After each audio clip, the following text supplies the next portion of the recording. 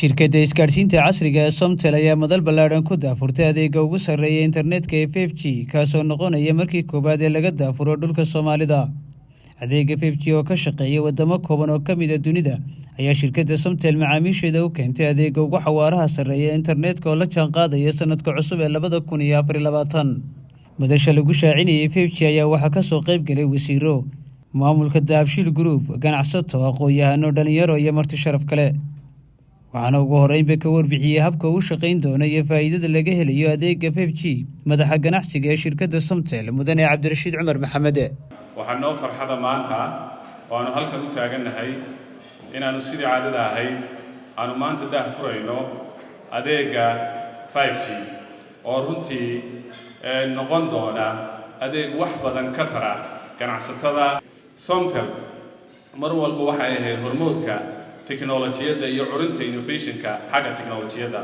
waxaan ahay shirkaddii ugu horreysay ee daahfurtay adeegga 3G, sidoo kale waxaanu daahfurnay adeegga 4G. waxaa kaloo aan ahay shirkaddii ugu horreysay ee adeegga eSIM iyaduna sidoo kale launch garaysa ama soo bandhigta. waxaanu maanta u sheegaynaa macaamiisheeda ganacsatada yaryar iyo weyn, waxaanu u sheegaynaa shirkadaha inaanu maantana diyaar u nahay sidaa nooga barateen inaanu launch garayno oo hadda uu diyaar idin yahay adeegga 5G.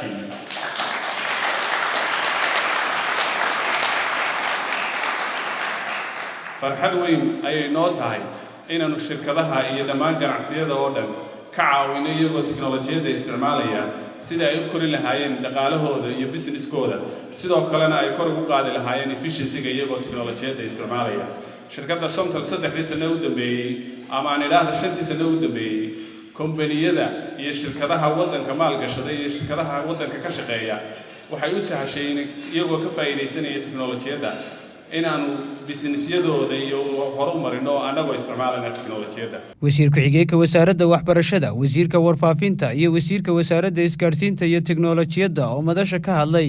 ayaa shirkadda Somtel ku ammaanay doorka hogaamineed ee isgaadhsiin ay kaga jirto iyo adeegga cusub ee u keentay macaamiisheeda. runtii farxad weyn bay tahay inaan ka soo qayb galo munaasabaddan aadka u qiimaha badan ee lagu daahfurayo barnaamijkan casriga ah ee teknolojiyadda 5G oo runtii qayb weyn ka qaadan doona isbeddelka dunida maanta ka socda oo ay Somaliland fursad u heshay inay shirkadda Somtel ku dhiirato in dalka laga hirgeliyo iyadoo dadaallo horeba soo galay 5G oo aaminsanahay inay horumar ballaaran ka geysan doonto adeegyo kala duwan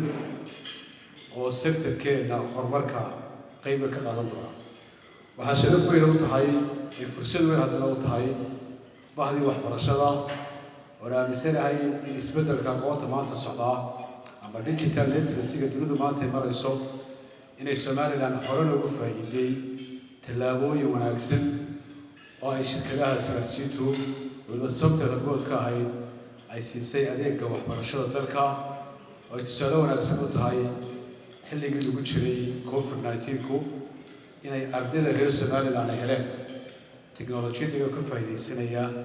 inaanay waxbarashadooda gaab gelin. waxaan u rajaynayaa Somtel barnaamijkaasi uu noqon doono barnaamij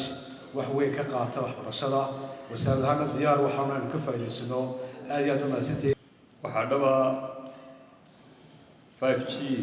inaanu dunida wada gaadhin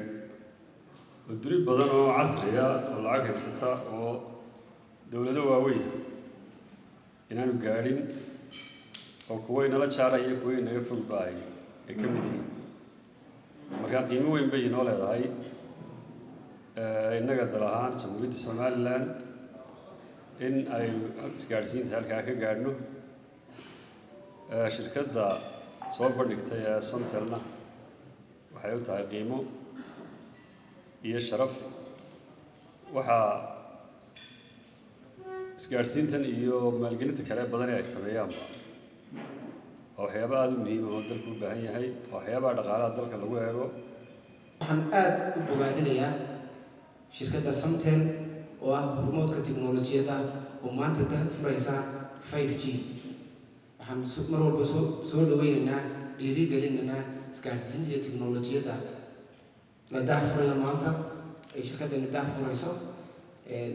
waxaa kaloo aad ugu faraxsanahay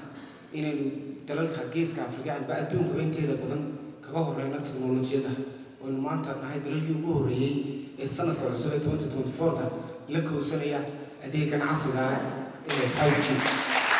waxa anaga ka dawlad ahaan faano inaan lagu faano ay noo tahay maanta anaga wasaaradda tiknoolajiyada inaan noqdo qofkii koobaad ee 5G na qaatay sanadka cusub la kowsanaya ugu dambeyntiina waxa soo xidhay madasha lagu daafurayay adeega 5G maamulaha guud ee shirkadaha Dahabshiil Group Cabdirashiid Ducaale oo macaamiisha ugu dhawaaqay in si rasmi ah u furay yahay adeega 5G waxaan aad ugu mahad celinayaa horta marka ugu horeysa dhalinyaradii ka soo shaqeysay xaqiiq dhalinyaro ka soo shaqeysay waa ragga halkan fadhiya midig iyo bidix bay naga xiga ee tacabka galiyay ee aqoontooda soo bartay ee 5G maanta dhulka Soomaalidu ay degto ama leedahay markii ugu horeysay sanadka cusub ka bilaabmay 5G marka la soo ururiyo speedka ugu sareeya ay horta qofka siinaya 5G macnaheedu waxa weeyaan halkii aad 1 second sugaysay 10 jeer baad ku helaysaa waxa imka heshiis 5G isticmaalaysta ama wax ku baro ama kubad ku daawo ama 10 diiniya daawo ama wax ku akhriso ama adduunka kale wax kaga iibso البرقص ayaad ku galaysaa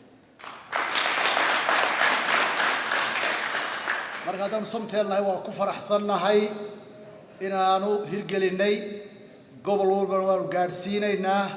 waana ku faraxsannahay iyadoo wadamada qaar waaweyn oo inaga xoog weyn aanay wali hirgelin inay somteel hirgelisay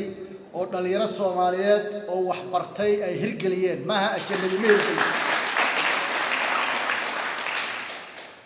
markaas waa ku faraxsanay sidoo kale inuu sanad cusub inoo bilaabmay ilaahay sanadka sanad khayr qaba ha inooga dhigo ilaahay wad mid guul iyo barwaaqo inoo dhaliya ha noqdo mid nabad inoo sii xoojiya ha noqdo mid horumar inoo keena ha noqdo mid dhaqaalaha inoo sii kordhiya ha noqdo mid dadka sii jeclaysiiya ha noqdo mid dadka wanaag ku wada noolaada ilaahay ha inooga dhigo